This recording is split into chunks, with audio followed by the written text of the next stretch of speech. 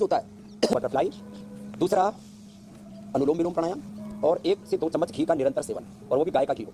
पहले तो गाय का घी स्पेशली इसके लिए तैयार करते थे, जिनको गाय का नहीं मिलता तो फिर भैंसी का कर ले करते थे। औषधि है, उसको कहते हैं अपामार्ग चिरचिटा। अपामार्ग की जड़, जब भी पेन होता है उस समय नाभि के पास उसको बांध देते हैं, बिना पेन के नॉर्मल डिलीवरी हो जाती है। ये प्रयोग मैं पिछले 30-35 सालों से कर रहा हूँ, तो इसका तुरंत लाभ होता है। और ये जो गोमुखासन है ये भी अवश्य करना चाहिए। प्रेग्नेंट महिलाएं क्या खाएं, खासकर कि जो महिलाओं के खाने की आपको चीज बताइए कि ऐसा क्या खाएं कि बच्चों पर असर ना पड़े, हेल्दी चीजें क्या खा सकते हैं, और इसी के साथ वो योग अभ्यास भी बता दीजिए। क्या ना खाएं वो जरूरी है और फिर साथ में क्या खाना है? तो देखो एक तो पपीता नहीं खाना, बैंगन नहीं खाना, और जितने भी अत्यंत उष्ण और उत्तेजक चीजें हैं, ज़्यादा मसाले, इनका सेवन नहीं करना। और उत्तेजक आहार के साथ जो उत्तेजक विचार है, उत्तेजक दृश्य है, उत्तेजक जो शब्द है, जैसी माँ तस्वीर देखती है तो माताओं बहनों को तो अत्यंत सजग होना चाहिए। जैसी माँ तस्वीर देखेगी, जिनका चिंतन बार बार दिमाग में करेगी, वैसे ही बालक की अकल और शक्ल होगी। चलो शक्ल तो थोड़ी बहुत देख के झिल भी जाए, अकल खराब हो जाए। जैसी अब जैसे जो बहुत ही डरावने भूत प्रेत राक्षसों के सीरियल देखती रहती है, उनके घर में से भूत प्रेत राक्षस पैदा हो जाते थे। इसलिए सुने अपनी बेटियों को समझा देना, भूत प्रेतों के सीरियल और तमाम तरह के ये कई जैसे भूत प्रेत से आजकल प्रेग्नेंट लेडीज को बहुत ध्यान रखना चाहिए। वेद पढ़ने चाहिए, भगवत गीता उपनिषद पढ़ने चाहिए, गायत्री मंत्र का पाठ करना चाहिए, यजन करना चाहिए। आपको कई बार रामाशीष और कृष्णाशीष जो बच्चे दिखाए ना, उनकी मां श्रेया ने गर्भावस्था में 4 वेदों का यज्ञ करवाया, एकादश उपनिषदों का, श्रीमद् भगवत गीता का पाठ किया, पुराणों का पाठ किया, गायत्री मंत्र का, महामृत्युंजय मंत्र का पाठ किया, तो उनके बच्चों में 100% सात्विकता है, 99 नहीं। ये है महिमा, ये सीखने जैसी बात है। स्वामी जी अगर वीटग्रास, एलोवेरा, थोड़ा उसमें मुनक्का, अंजीर, खजूर भिगो करके इनका रस पिला दें, हीमोग्लोबिन रहेगा एकदम 15, 16, 17 लो।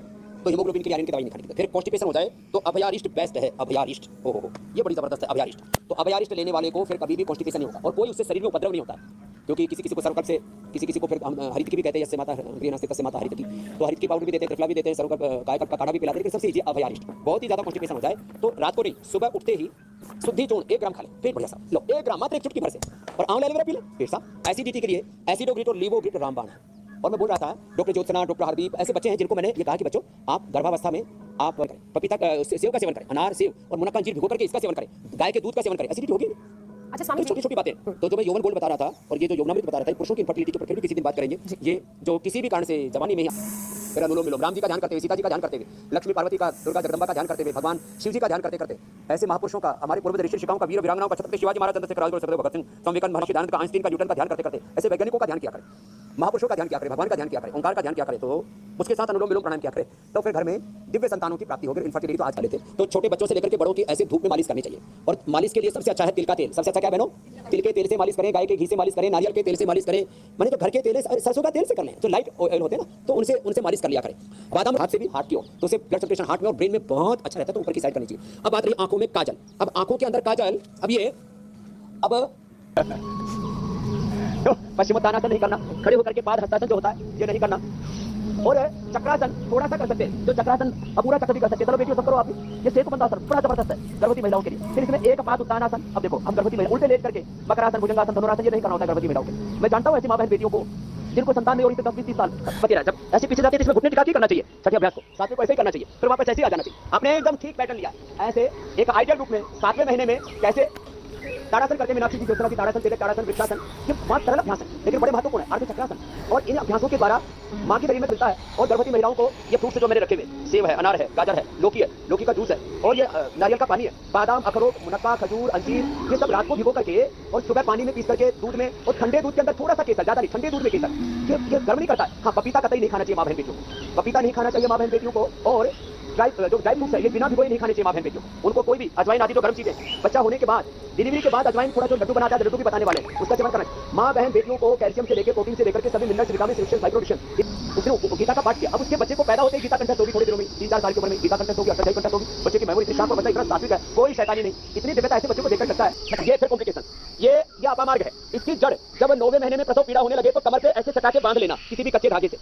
5-7 अधिकतम 10 मिनट के अंदर नॉर्मल डिलीवरी हो जाती है और पीड़ा भी ना के बराबर होती है। अपामार्ग को कॉम्प्लिकेशन की बात कर लेते हैं और इसके साथ साथ थोड़े अभ्यास भी कर लेते हैं। जैसे पूर्ण हनुमानासन ना कर सके तो ये आधा हनुमानासन कर लेते हैं। खीरा, करेला, टमाटर तीनों ही ठंडे हैं, इसमें थोड़ा सा गिलोय फ्रेश मिला, थोड़ा सदाबहार के भी 5 फूल या 5 पत्ते मिला लें, अथवा खाली पेट मधुनाशिनी दे सकते हैं, एक ही गोली।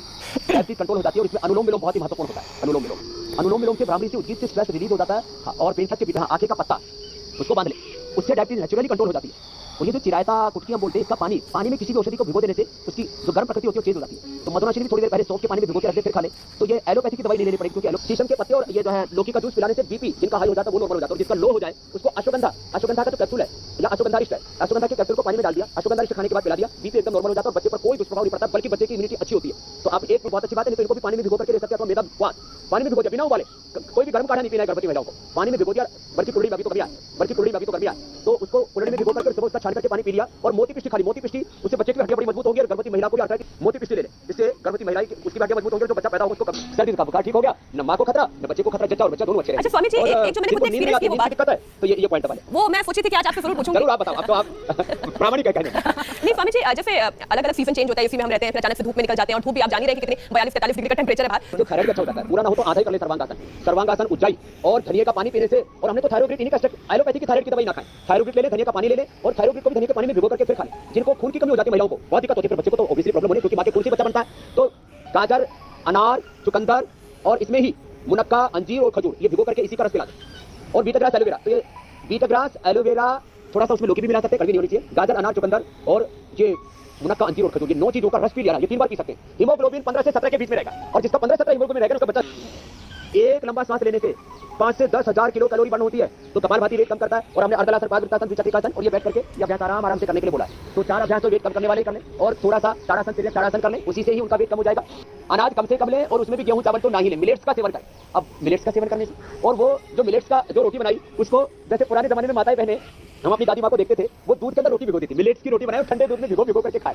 उससे जो है मिलेट से वेट नहीं बढ़ेगा, दूध पिलेगा, तो वेट की समस्या कंट्रोल हो जाएगी। लोजिया के लिए भी मैंने बता दिया, मोती पिष्टी और ये अनुलोम विलोम भ्रामरी उद्गीत करें, कोई किसी तरह की दिक्कत नहीं है। और बादाम रोगन नाक में जरूर डालें। अगला प्रश्न ले लो स्वामी जी, मीनाक्षी आप अगला टॉपिक लीजिए, उससे पहले घरों में हवन होता रहे। तो मीनाक्षी जी मैं आपके लिए हवन किट भेजूंगा आज, और उसमें साथ में गुग्गल, गाय का घी और ये संतति जो संतति को और प्राणेष्टि जो आपको आपके होने वाली संतान को पोषण देगा। तो आप घर में जरूर हवन करके आना चाहिए 5 मिनट का। ये नवरत्न आटा हमने भून लिया, और नवरत्न आटा उसमें भून करके गाय के घी के अंदर जब भून लेते हैं, ये हमने पहले से प्रिपेयर करके रखा हुआ था, क्योंकि अब इतने जल्दी तो आटा भून भी नहीं सकते। तो इधर तो ये नवरत्न आटा है और इधर ये बेसन है। अब इसके अंदर ये गोंद डाल देते हैं, और साथ में गोंद के साथ साथ जो है और उसमें फिर थोड़े ड्राई फ्रूट डाल देते हैं। उनको पहले भूनना पड़ता है, और फिर उसमें थोड़े से ड्राई फ्रूट भी डाल दिए, और ये तैयार हो जाएगा। खाने वाले भी तैयार है, पूरी फौज आ गई है बेटियों की, खुशबू अच्छी आ रही है। तो ये जो है इसके लिए था, और ये जो है मदर प्लस ये रेडीमेड है, ये शहर वालियों के लिए जब तुम बनेगी तो खा लेना। तो ये तो गांव वालियों के लिए बताया मैंने, और ऐसे ही शहर वाले ऐसे ही इसको ये जो बताया इसका प्रयोग करेंगे ना। तो ये है, वैसे तो गर्भावस्था में भी पहले तो माता बहनें सब अच्छा खाना खाया ही करती थी, और वैसे मैं बता रहा हूँ जी जो है ये जब बच्चा हो जाए उस समय ये 100-200 ग्राम जो है, जैसी जिस महिला की स्वामी जी देखिए, आज का विषय इतना बड़ा है कि हर रोज आपसे